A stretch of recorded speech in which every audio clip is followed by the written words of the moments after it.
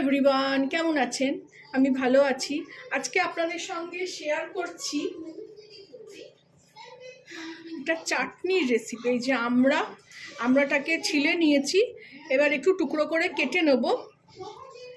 আর main ingredients হলো পোস্ত বেটে রেখেছি।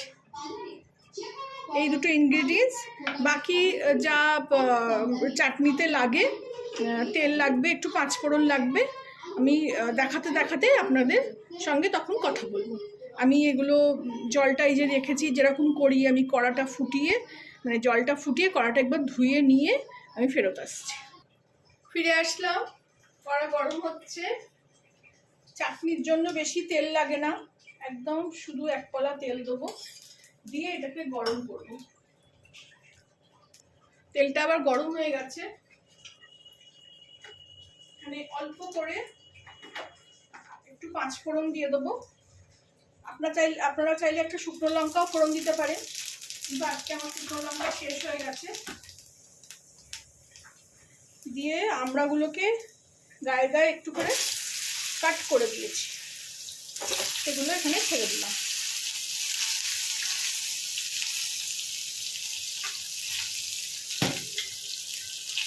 এর মধ্যে একটু হলুদ,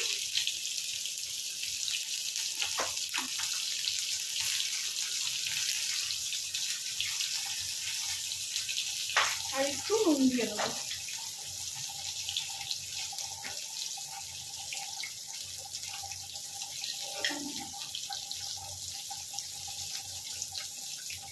নুন যেরকম মানে চাটনিতে লাগে, টক মিষ্টি খেতে হবে।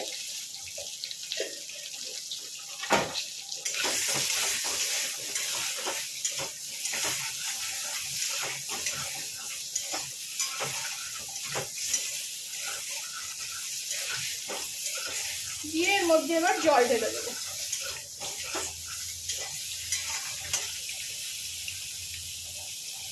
আগে আমড়াগুলো সেদ্ধ হবে, তারপরে লাস্টে এরকমভাবে পোস্ত দেবো। আপনারা কে কে এরকমভাবে পোস্ত দিয়ে চাটনি করেছেন আমাকে জানাবেন। এটা আমার বাপের বাড়ির একটা ট্র্যাডিশনাল রেসিপি।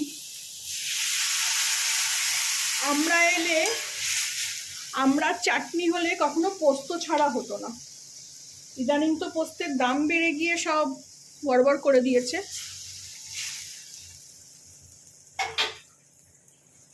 এটা এবারে আমড়াটা ভালো করে সেদ্ধ হবে।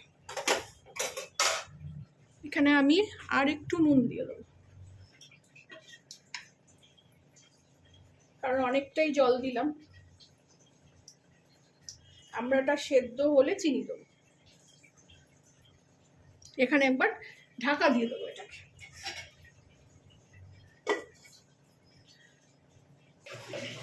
ফিরে আসলাম, এবারে আমি এতে চিনি দিয়ে দেবো। সেদ্ধ হয়ে গেছে অলরেডি, খুব নরম ছিল।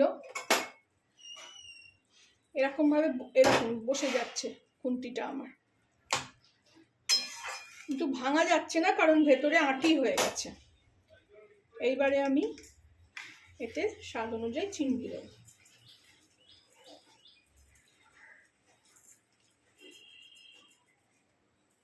চিনি দিয়েও খানিকক্ষণ ফোটাবো। ব্যাস, এগুলো সব আসলেই আমার আন্দাজে, আমি এতে মাপ হয় না তখন। এটা দিয়ে খানিকক্ষণ আবার আছে মানে কমিয়ে এরকম বসিয়ে দেবো, ঢাকা দিয়ে দেবো। ফিরে আসলাম, এই যে পাঁচফোড়ন এখানে এরকম ঢালা বেজে আছে না, আমি এরকম তুলে ফেলে দিই। মেয়ে তো খেতে বসলে সব বাজবে, যতটা পারি যতটা তোলা যায়, একটু অল্প থাকলো। এর মধ্যে এবার আমি টেস্ট করে দেখলাম। খাবার খুব একটা আমি রান্না করার সময় টেস্ট করি না, কিন্তু চাটনি মাঝে মধ্যে করতে হয়। টেস্ট করে দেখলাম মিষ্টি সব ঠিক আছে। এবার আমি এই পোস্তগোলা জলটা দিয়ে দেবো। ছোট ওই 20 টাকার একটা পোস্ত নিয়েছিলাম, একটু আলু ভাজা করলাম আর একটু এই চাটনি করছি। আলু ভাজাটা আমি করে ওপর থেকে একটু পোস্ত ছড়িয়ে দিই, দিয়ে এটাকে এবার জোরে করে দেবো, পোস্তর কাঁচা গন্ধটা চলে যাবে আর এটা একটু ঘন হয়ে যাবে।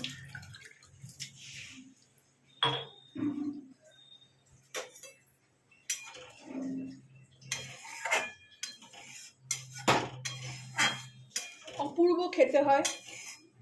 বললামই আমার বাপের বাড়িতে আগে আমরা চাটনি মানে এরকম পোস্ত দিয়েই হতো। এটা এবার আমি কমিয়ে দিয়ে আবার ঢাকা দিয়ে দেবো, এটা একটু হতে থাকবে, একটু ঘন হবে।